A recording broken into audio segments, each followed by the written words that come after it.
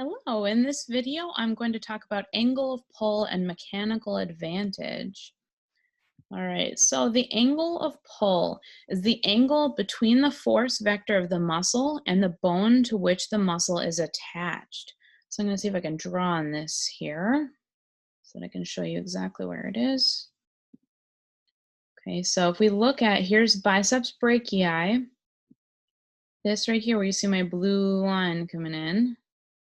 That, where it says 30 degrees all the way in that left drawing, that is the angle of pull of biceps brachii. Now you can see as we flex more, that angle of pull, that angle gets larger. So in the middle, we're at 90 degrees. And in more flexion, we're at 120 degrees. And if we flexed further, that angle would become even larger. And if we went all the way to full extension, it would be very, very tiny, that angle of pull. So it's the angle between the force vector of the muscle and the bone to which the muscle is attached, which is different from the joint angle. Lost my arrow here. I want to draw. There it is. So I'm going to give you another color here. So my joint angle, I can't see my arrow. This is bizarre. My joint angle would be here between the two bones. So if we look at the bones of the elbow, the humerus, and then the radius and ulna, that is the joint angle. Okay, so we can see that in the picture all the way on the left, we have the smallest angle of pull of biceps brachii with the largest joint angle of the elbow. Then in the middle, it's kind of 90 degrees each. We're at about 90 degrees in the joint angle, the angle between the bones, and about 90 degrees in the angle of pull. And then as we get to further flexion, we would have a larger angle of pull where we're about 120 degrees and a smaller joint angle. Okay, so they're not always happening opposite one another like that. Sometimes they are, sometimes they aren't, but it depends on the muscle and where exactly it's attached. So like in biceps brachii, this is the case, but if we looked at brachioradialis or some other muscle where it's attaching in a very different place, we can see a lot of variability. I'm trying to get out of my annotations now, but I can't see my mouse.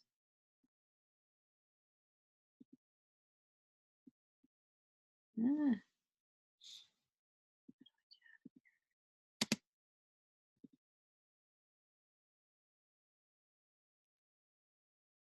I'm stuck. There we go. Okay. So the angle of pull affects the size of the effort arm, like we've talked about before when we're looking at mechanical advantage. So the angle of pull affects the size of the muscle arm, the magnitudes of the perpendicular and parallel components of the resultant force vector at the articulation. Okay, so we're going to talk about that. I'll explain exactly what that means, right? So the angle of pull is important in terms of what our mechanical advantage ultimately is, and how much the force that the muscle produces is able to produce torque. Okay, so joint angle, which is like what I just talked about here. Let's see, can I clear all drawings? There we go. Okay, so the joint angle, the angle between two articulating bones, which must be differentiated from the angle of pull. So like I drew in the last slide, it is different. So the angle of pull is the angle between the axis of force generation of the muscle and the bone it's attached to, versus the joint angle is the angle between the bones that form the joint. So in some cases, the angle of pull and joint angle are the same, but sometimes they're different. So we need to consider both depending on what kind of problem we're trying to solve. So for example, with biceps brachii, the angle of pull of the biceps brachii is very small when the elbow is extended, like I just showed you in the previous slide, and becomes increasingly larger as the elbow flexes, whereas the joint angle is very large when the elbow is extended and becomes increasingly smaller as the elbow flexes. Okay, so that's an example where they're happening opposite one another, but when they get to about 90 degrees, they're usually both 90 degrees at the same time. Okay, so the component vectors. We've talked a lot about component vectors before, just kind of abstractly talking about the math and how we find component vectors of a vector. But here's where we're going to translate that into what we're doing with muscles. So a muscle force vector can be resolved to find its components like we've done graphically before. The vertical component is the rotary component. Okay, so the vertical component of a force vector, a muscle force vector, is the component that causes the torque. It's the component that causes the rotation around the joint. So if the vertical component acted by itself, it would cause joint rotation. So there would be a torque. It always has a moment arm because it can never pass through the axis of the joint. So remember that our moment arm, we're looking at the distance between the axis and where the force is applied. So if the vertical component is never going to be going through the axis, that means there's always going to be a distance between the two. So it'll always have a moment arm. As long as it has a moment arm, it means it is capable for, or is possible for that muscle to cause rotation around that joint. Okay, so if we look at this picture on the right, the blue line is showing the force vector of the muscle that we see in each of those three pictures on the left. Okay, so depending on the position of the joint and the position of the muscles, we have the force vector going in three different directions just based on how that muscle is positioned. So that force vector is going through the axis of force generation of that muscle. If we drew a line from one attachment to the other, that's the direction that the force is being applied to the bone that it's moving. Okay, so we just drew that blue line at exactly the same angle that that muscle is positioned in each of those pictures.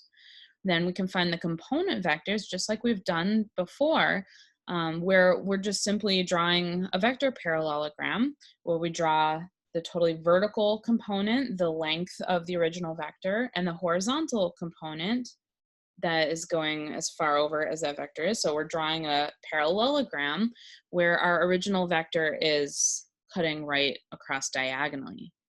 Okay, so that's all we did here. All we did was take the muscle that we have, draw a force vector in the same direction that that muscle is contracting in, and then you can do a vector parallelogram to find the vertical and horizontal components. So what we're saying here is that the vertical component is the rotary component. It's the component that is going to cause the actual movement of the bone that the muscle is attached to around the axis of the joint. The horizontal component, so the other component in the horizontal direction, is always going to be stabilizing or destabilizing. Okay, so the horizontal component always passes through the axis of the joint, so it does not have a moment arm. It means that the horizontal component is not going to cause rotation around the joint. It's going to go in the horizontal direction, so its line of action is always going to pass through the joint itself.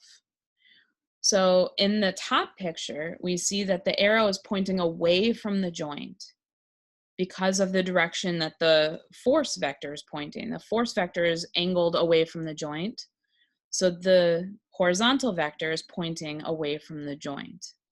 That means it's going to have a distracting quality or a destabilizing quality.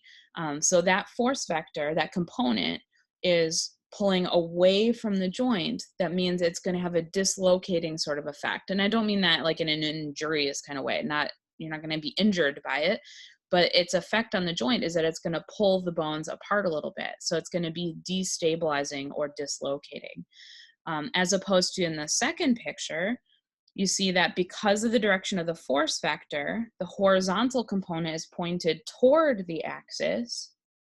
And so that force vector is going to be stabilizing. It's going to cause the two bones to pull closer and more tightly together in the joint. So that's a stabilizing component. Now, if the force vector is completely vertical, then it's all vertical component. The horizontal component would be 0. So when that's completely vertical, that would mean that 100% of the force that's being produced by that muscle is going into the rotation of the joint. It's all being applied in a rotary way. It's all contributing to torque at the joint. and there's zero amount of stabilizing or destabilizing force happening from that particular muscle. So different muscles may have larger or smaller vertical or horizontal components depending on the angle of pull, the location of the attachment, and the length of the muscle. Okay, so like we just saw where we just drew that blue line showing the direction of the muscle force for each of those positions. If we looked at this diagram here with all these different muscles, we can draw an exact same kind of muscle force for each of these muscles. Okay, so let's do that really quickly here. I'm gonna annotate again. Okay, so like for brachioradialis, I would draw a force that goes from the point of its application up in the direction of that muscle. And actually, I'm going to change my color so we can see a little bit better against the red muscles. Okay, so my force vector would look like this. And then for biceps brachii, it would go up and look like this. And brachialis, it would go up and look like this. So for each of those muscles, we can look at the angle of pull, we can look at the moment arm, depending on where that muscle attached. And then we can also define its component vectors. So I'm going to draw, let's see, in red, I'll draw the component vectors. So for, let's see, I lost my arrow again. Trying to get close. Okay, so for brachialis, for example, we would have component vectors, or sorry, brachioradialis, I meant, that look like this. And then that look like this. Sorry, that's a little bit too long. I lost my arrow there. I lost my cursor. But basically what we're seeing is that that vertical component that's all the way distal is very small. And that's the rotary component. So that's basically the amount of force that the brachioradialis is contributing to flexion at the elbow in this situation. That very long horizontal component, because it's pointing toward the axis of rotation, that's how much stabilizing force brachioradialis is applying to the elbow. So it's pulling those bones closer and more tightly together. Let's see if I can find my cursor again. Okay, so biceps brachii, here's my vertical component, really, really tall.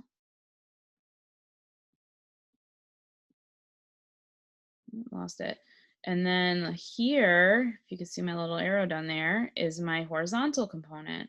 So in this case, biceps brachii has a very large rotary component shooting all the way up high up to the origin of biceps brachii, and then a much smaller horizontal component that in this case is also a stabilizing component.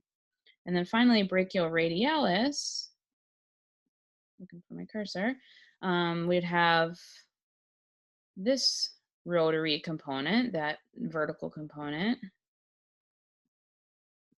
Come on. And then about this much horizontal stabilizing component. Okay, so hopefully that makes that clear for you. Clear all my drawings. Trying to get my cursor back. Mouse. There we go, we're back. Getting better at this. Thank you for being patient while you watch me struggle through figuring out the annotations. Different muscles have larger or smaller vertical or horizontal components, and again, depends on where the muscle is attached, the angle of pull, which changes with the joint angle, the length of the muscle. So all those things are going to affect our component vectors. So that means that muscles that share the same action, like our elbow flexors we see in this picture, so they share the same action at a joint, but they have variable rotary and stabilizing roles depending on the position and the amount of flexion or extension or the joint angle, whatever joint we may be talking about. So the roles in rotation and stabilizing or destabilizing, those change throughout the movement. And so that's why I've talked a lot about Like, when we change the position of the forearm, or when we flex the knee, or whatever it is, when we're changing the position, we're changing the direction that those force vectors of each muscle are pointing. And when we're changing that around, that means we're also changing how large the rotary component or the horizontal stabilizing, destabilizing components are for each of those muscles. So as we move through our different actions, the roles as agonist, antagonist, synergist, those will all shift around depending on the type of movement and in which direction we're moving, because those vertical and horizontal components are constantly changing. Okay, so a muscle's mechanical advantage and ability to produce torque at a joint changes throughout the motion depending on the angle of pull of the muscle. So that's really what I was just trying to explain. As the angle of pull changes during an action, so does the effort arm of the muscle. Okay, so on top of the angle of pull changing, the effort arm of the muscle is also changing. So the perpendicular distance between the application of the muscle force and the axis of rotation. So when the angle of pull reaches 90 degrees, that means sine of theta is 1, because sine of 90 is 1. So if we think back when we talked about torque and calculating torque, torque equals the force times the moment arm. The moment arm is R times sine of theta. Okay, so we have our greatest amount of torque when the angle of pull is 90 degrees, because sine of theta is 1. When we're above or below 90 degrees, that means sine of theta will be less than 1. So that means that we'll have less torque with the same amount of force. Okay, so we're saying that we have the greatest mechanical advantage when the angle of pull of a muscle is at 90 degrees. Because in that case, sine of theta is 1, and so that angle is not subtracting from our total torque. Also at 90 degrees, the effort arm of the muscle is at its greatest point. So the perpendicular distance between the location of where the muscle force is applied to the bone, the perpendicular distance between there and the axis, is also at its greatest at 90 degrees. So that angle, or that distance between that perpendicular, sorry, I'm not explaining this well. The distance between the axis and the point of force application is at its greatest at 90, and then gets shorter as we go at a greater or smaller angle than 90 degrees.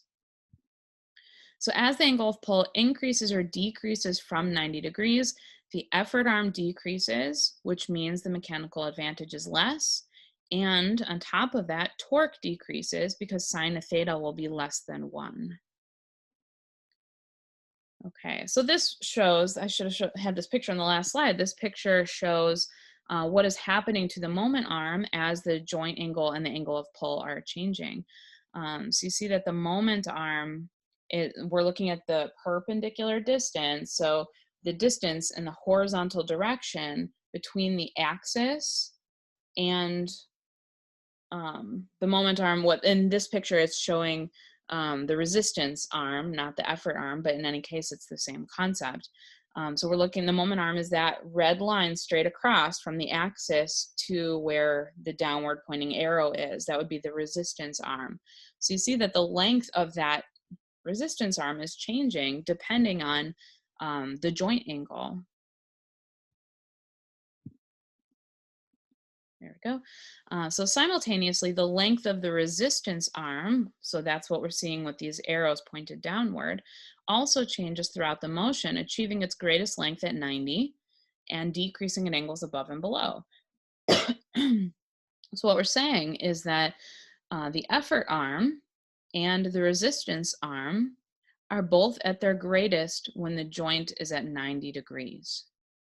And then they both decrease when the joint goes above and below that. So although the muscle is at its greatest mechanical advantage at 90 degrees, so is the resistance. So really, they cancel each other out in terms of the advantage changing very much. So we have the greatest muscle arm, or we have the greatest moment arm of the resistance at 90 degrees, which really surpasses the greatest length at 90 for the muscle. Okay, so the length of the muscle itself must also be considered when determining a muscle's ability to produce torque at a joint. So here we are back to our length tension relationship that we've talked about multiple times at this point. Okay, so the effort arm of a muscle is greatest at 90 degrees, like we've been talking about, but for most muscles, this is usually not the optimal length for a muscle to produce maximal force. Okay, so if you think back to our length tension relationship, we can produce the maximum amount of force when we have that kind of middle of the ground optimal amount of overlap of our sarcomeres. And then we're able to produce less force when we have more overlap than that, and less force when we have less overlap than that. So what we're saying is, though, that even though we have the greatest advantage when we're at 90 degrees, unfortunately, that's not usually the length of the muscle where we're optimizing the length tension relationship. So we still have to consider that. Most muscles are at optimal length at rest, which is not always true. And at rest, we mean like in a lengthened position, not stretched, not shortened, but in its fully lengthened at rest position. So most muscles are at optimal length in that position. That's not always true, and that's sort of debated also with different muscles about in which position or at what degree of contraction are they actually at their most optimal length. So that's debated. We don't really know for sure. But when they're at rest, they have a very small angle of pull, like we saw when the elbow is extended with biceps brachii. And so we can produce maximal force in that position. So although we have the least mechanical advantage in that position because of the teeny angle of pull and the teeny moment arm, the muscle actually might be optimized to produce the greatest amount of force. So that's a good thing, because the less advantage the muscle has, the more force it must produce to overcome its disadvantage. Okay, so fortunately, when we're in that at rest position, it's most likely that for most muscles, we're able to produce the greatest amount of force based on the length tension relationship, which helps us to overcome the disadvantage that the muscle's in that position. So even so, the advantage of a longer effort arm generally compensates for diminished ability to produce force as the muscle shortens. So it goes both ways. When we're extended and at rest, we're able to produce more force, which helps us overcome the disadvantage that we have.